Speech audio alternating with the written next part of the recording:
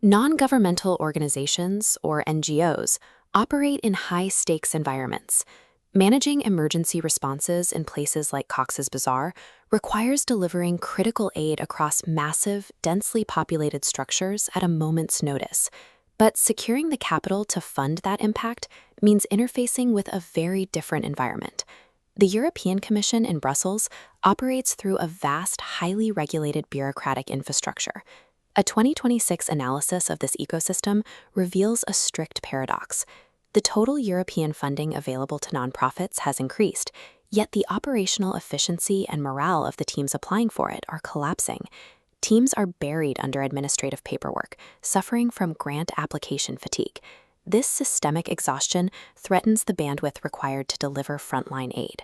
Surviving this environment requires an operational shift. A nonprofit must transition the role of its grant coordinator from a frantic writer chasing imminent deadlines into a strategic architect mapping a multi-year financial strategy. Many organizations approach the European grant system with a lottery mindset. They employ a spray and pray methodology, submitting dozens of unaligned proposals and hoping sheer volume translates to financial security. This approach ignores the intense labor cost of these submissions. A standard EU grant application demands roughly 100 to 120 hours of labor from coordinators, finance officers, and project managers. And the competitive reality is severe. According to the European Commission's own financial reports, competitive funding programs maintain average success rates strictly below 15%. This chart displays the mathematical ruin of the volume strategy, comparing the 120 hours of labor invested per application against a success rate of less than 15%. Beyond the wasted wages, there is a secondary operational cost. Cycles of high rejection cause severe staff burnout, diverting weeks of full-time capacity away from mission-critical impact delivery. The European Commission does not reward a high volume of generic applications. Assessors evaluate proposals strictly based on how precisely an organization's proven operational maturity matches the specific call text. Relying on sheer volume and ignoring precise alignment mathematically guarantees organizational exhaustion and financial instability.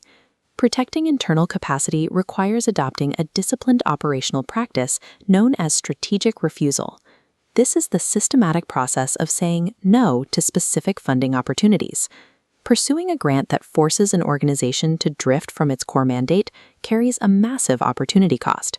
Every hour spent writing an off-mission proposal is an hour stolen from high-probability targets. To execute this cleanly, organizations use a functional decision matrix that scores 3 specific variables: strict funder alignment, internal operational bandwidth, and competitor density. In this matrix, lacking a track record for similar budgets drops win probability below 5%, triggering immediate rejection. Competitor density is the final filter. Generic calls attract hundreds of applicants, severely diluting success probability before a single word is written. The matrix operates on a rigid 70% threshold rule. If the combined score for alignment, bandwidth, and density falls below 70%, the team must abandon the application immediately. Walking away from sub-70% matches eliminates the guesswork. It directly saves weeks of full-time labor and prevents the internal morale decay caused by predictable rejections. The most powerful tool a modern grant coordinator possesses is a systematic, data-backed refusal.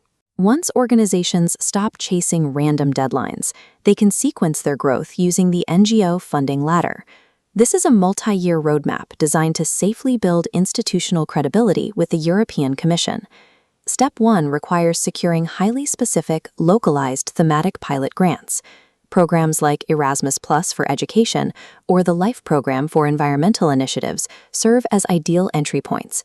Successfully and compliantly executing a smaller €60,000 pilot project provides the exact documented track record the European Commission demands for future consideration.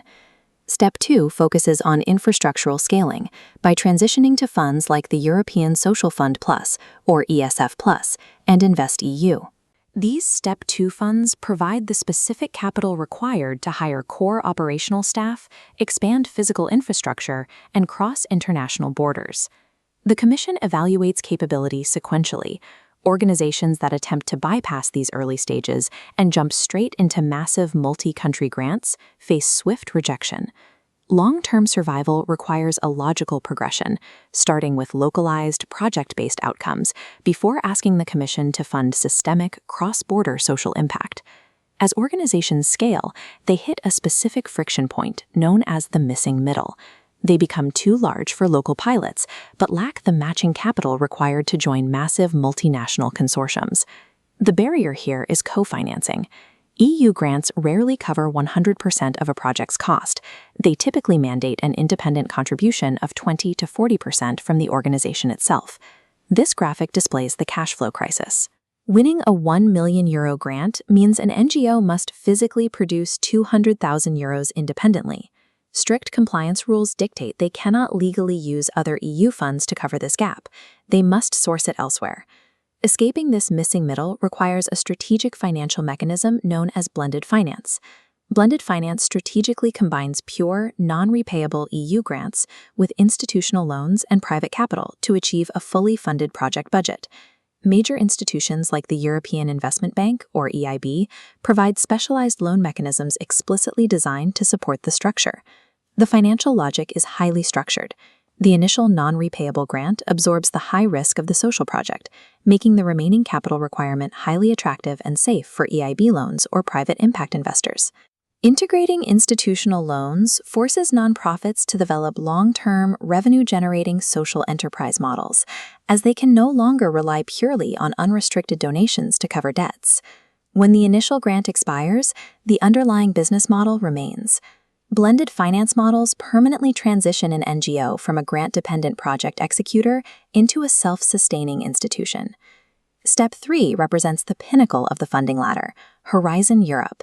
These are massive, multi-country research and innovation grants. At this tier, NGOs rarely lead the bids. Instead, they join established consortiums as implementation partners or societal impact evaluators, working alongside major universities and private corporations. Participating in these consortiums demands strict operational execution. Organizations must maintain robust collaborative workspaces, strict version control, and flawless multi-partner management capabilities. The stakes at this level are severe. A single transparency or time-tracking compliance breach by a smaller NGO partner can jeopardize the entire consortium and trigger financial penalties for the lead university applicant. Reaching the Horizon Europe tier requires flawless cross-border coordination, supported by rigid internal regulatory infrastructure. Securing the capital is only the first step. Managing those funds without triggering severe EU audit penalties requires precise administrative execution. Many organizations attempt to automate this burden with standard AI tools, but generic models routinely hallucinate facts, miss rigid limits, and cause immediate disqualifications. Purpose-built Grant AI offers the necessary operational upgrade to generate compliant, highly tailored proposals safely. The efficiency gains are measurable. Specialized large language models cut the traditional 40-hour proposal writing time down to just 4 hours. These specialized models achieve high accuracy because they do not guess. They ground their drafts strictly in the organization's verified historical data, mapped directly against the exact parameters of the EU call text. They also address critical security concerns. Enterprise-grade AI ensures strict GDPR compliance, guaranteeing that sensitive beneficiary data is never exposed to public models. Managing the lifecycle of these grants also requires proactive reporting. Centralized pipeline analytics allow teams to track overlapping deadlines, consortium deliverables, and precise project milestones without relying on fragile spreadsheets. By sequencing their growth up the funding ladder and deploying smart AI infrastructure, NGOs can stop fighting administrative battles and return to their true mandate of profound global impact.